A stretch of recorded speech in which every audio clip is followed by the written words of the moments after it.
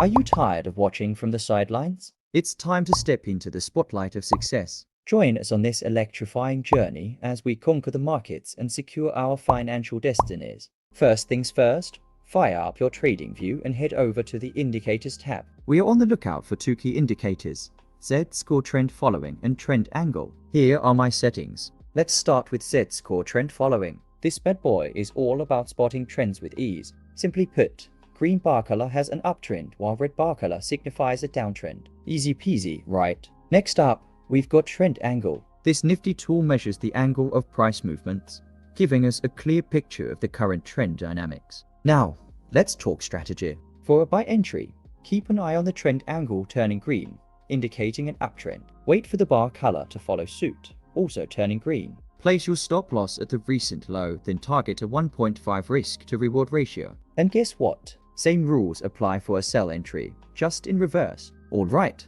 let's check out some results. We ran a quick backtest on the Euro versus New Zealand pair using a 15-minute chart. And boy, oh boy, the numbers speak for themselves. Success is just a click away. Keep those wins coming by watching the next video for more profits. Hit subscribe now, before I steal all your profits.